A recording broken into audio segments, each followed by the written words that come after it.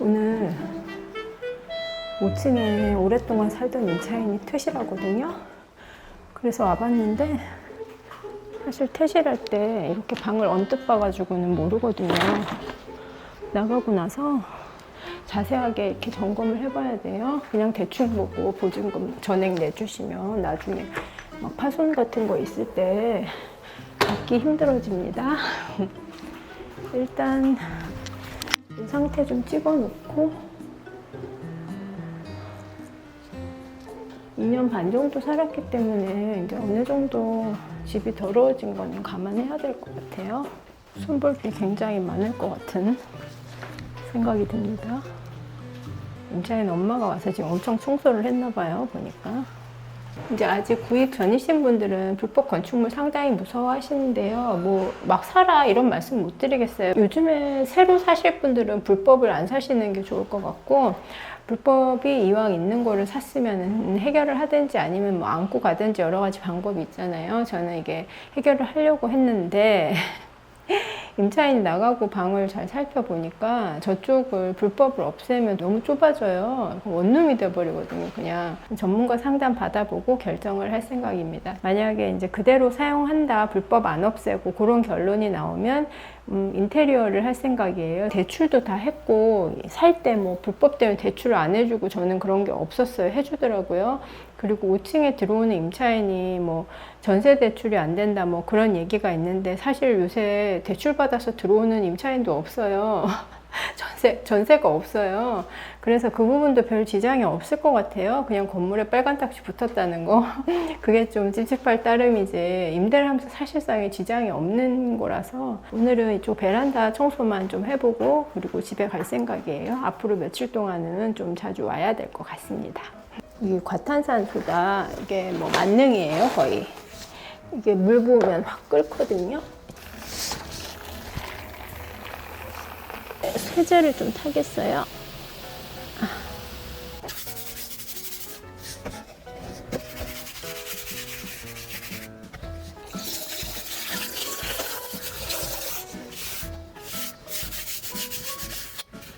이쪽에 여기 있잖아요. 물이 막 고여요.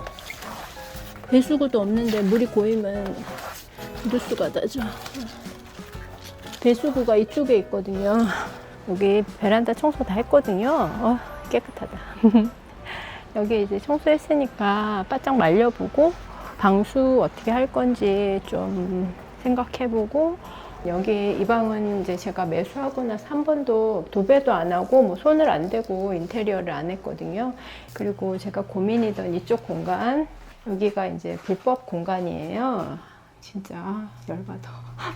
업자들 왜 법을 안 지키는지 모르겠어요. 그냥 좁은 대로 안쪽에다가 만들 것이지 왜 이런 불법을 저질러가지고 그죠? 일단 전문가하고 약속했으니까 그 의견 들어보고요. 오늘 여기까지 하고 가겠습니다. 도로는 주소 알려주시면 제가 조회를 해볼게요. 이게 5층짜리 건물입니까? 네. 지금 건축물 대장에 보면 주택 베란다 면적은 10.5m 제곱, 약 3평 정도 되는가 보네요. 예. 5층에 궁금하신 사항이 정확히 어떤 겁니까, 그러면? 단속이라는 거는 항공사로 뭐 상급기관에서 통보할 수도 있고, 아니면 일반 민원 신고였을 수도 있고, 아니면 담당자가 현장에서 직권으로 확인돼가지고 조사하는 경우도 있고요. 5층의 주택 베란다 쪽에 혹시 그 뭐 확장하신 거 아닌가 싶은데요. 베란다 쪽에 만약에 증축이 돼 있으면 베란다는 아래층의 지붕에 해당하는 부분이거든요. 그러니까 아래층의 지붕 위에는 증축을 할 수가 없어요. 그래서 아마 현장에 아마 분명히 그 베란다에 또 뭐 샤시나 해가지고 뭐 위에 지붕 해가지고 확장해 놓은 것 같아요. 보통 그렇게 하시거든요. 그런 분은 확장을 하시면 안 되고, 그게 만약에 가능한지 여부는 건축 설계사 통해 가지고 뭐 이 대지의 건축 면적과 용적률 다 검토해가지고 증축 신고를 해가지고 증축 신고가 통과되면 그때 이제 증축을 하셔야 되는데 이게 신고 없이 또는 허가 없이 한 거기 때문에 단속이 된 것 같고요. 원상복구를 하고 싶어서 전화를 드렸는데요.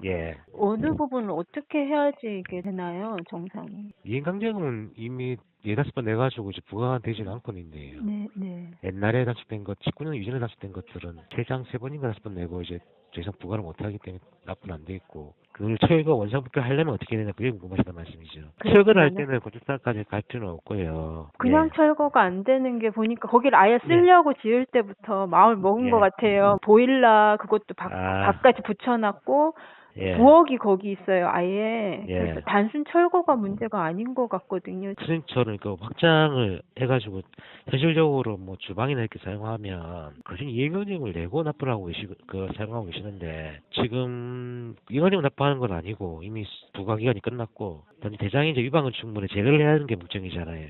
그러면 이거는 건축사원 만나보셔야 될 것 같은데요. 왜냐하면 그러니까 첫 번째 방법은 그 위반된 부분을 가지고 사후 증축이 가능한지, 그러니까 지금 현재 건축물을 뜯지 않고 용적률이나 건폐율을 만족해가지고 이게 추후 증축이라 하거든요.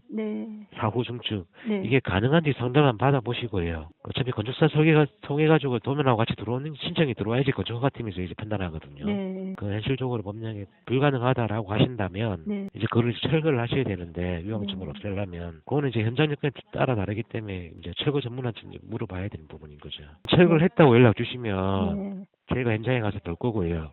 위반된 부분이 제거됐다고 확인이 되면 이제 오늘 현장에 가서 확인했다라면 빠르면 내일, 늦으면 그 다음 날에는 정상적으로 해결됐다라면 이제 위반 건축물 그 딱지가 떼지겠죠. 상담을 해보시고 뭐 가능하다라면 뭐 그것도 다 보니까 뭐 돈 받고 하는 것 같은데 그 돈이 만만치 않은 것 같더라고요. 아, 그래요? 네. 그러면 뭐 원상복구를 하면은 그 위반 건축물 딱지를 뗄 수 없는 건 아니죠? 위반 건축물 해제가 현장 선생님이 철거를 했다라고 연락 주시면 저희가 현장에 가서 볼 거고, 저희 내부 검토 뭐 보고문 결제받고 건축물 대장에 그걸 제거하는 거죠.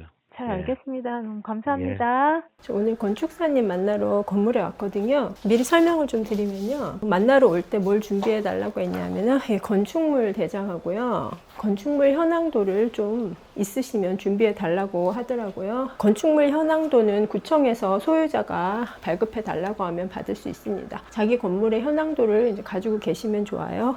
2페이지에 보시면 위반 내용이 나오는데요. 무단 증축, 주택 베란다 10.5제곱미터, 즉 한 3평 정도 되는 크기예요. 지붕을 씌워가지고 도시가스랑 주방시설 같은 게 이쪽에 다 설치돼 있잖아요. 그럼 이거는 살다가 이렇게 한 게 아니라 지을 때부터 건축업자가 이런 식으로 하려고 했다고 생각을 합니다. 3평이면 크잖아요. 양쪽이니까 한쪽 집에 1.5평씩 1.5평이 커진다는 건 굉장히 커지니까 임대 수익을 올리기 위해서 이런 짓을 한 것 같습니다. 제가 한 건 아니고요. 이따가 건축사님 이제 한 10분 있으면 만나니까 그때 한번 얘기 들어보겠습니다.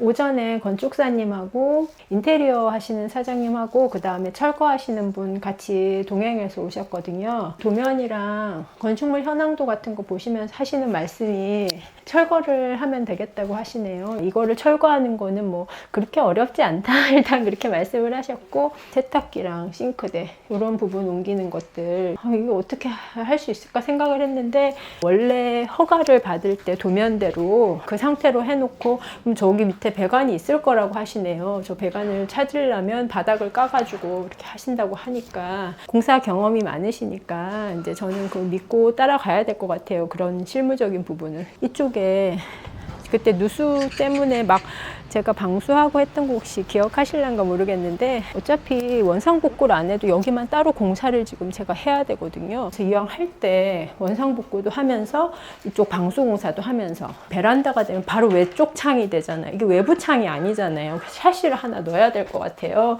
생각보다 좀 비용은 좀 많이 나올 것 같아요. 대공사가 될 것 같고 하는 걸로 마음을 먹고 있어요. 해결해야 될 문제는 뭐냐면은 5층에 2세대가 있어요. 2호는 이제 잘 살고 있는 분이 나가야 되잖아요. 공사를 동시에 해야죠. 그렇게 하려면 저쪽 세입자한테 양해를 잘 구해야죠. 그거는 이제 어떻게 받아들일지 잘 모르겠고요. 잘 생각을 해보겠습니다. 여러분들도 불법 건축물에 관심이 있으신 분들은 이걸 봐두시면 좀 도움이 될 거예요. 아마 생생한 중개 현장이 될 것 같습니다. 평수가 좀 많이 줄어드니까 집이라도 좀 예뻐야 되잖아요. 그래서 붙박이장도 이왕이면 좀 늘 생각이고, 저는 이제 당분간은 굉장히 좀 월세 데미지가 좀 있을 것 같아요. 왜냐하면 여기 비워져 있는 상태지, 옆집 비워야 되지, 또 이제 공사 끝나고 뭐 임대하는 그런 기간까지 다 제가 비용을 계산해야 될 것 같아요. 그리고 이제 그거는 좀 감수해야죠. 집에 가서 동계산을 해보겠습니다. 제가 정식 견적은 아직 안 받았는데 견적서 금요일까지 넣어주신다고 했으니까 이 견적서 보고 내가 감당 가능한 선까지 공사를 할 생각이에요. 이제 요즘에 좀 다가구 관련된 채널이 되게 많잖아요. 근데 저도 비슷한 내용을 자꾸 보다 보니까 피로감이 오더라고요. 여러분 오죽하시겠어요? 맨날 뭐 이렇게 하면 수익 낼 수 있다, 뭐 경매로 하세요. 막 여러 가지 얘기가 많으니까 저는 추상적인 어떤 얘기보다는 좀 현실적인 거를 보여드리는 방향으로 가는 게 좋을 것 같아요. 그리고 이제 건축사님 제가 굉장히 그 블로그를 구독하면서 굉장히 믿음이 가는 분이에요. 우리 건물 할 때 꼭 그 건축사님한테 의뢰해야지 그런 마음이 있었거든요. 그래서 같이 일을 하게 되면 굉장히 좋을 것 같고요. 또 제가 많은 자문을 구할 생각입니다. 오늘 영상은 여기서 마무리하겠습니다. 여러분 오늘도 시청해 주셔서 감사합니다.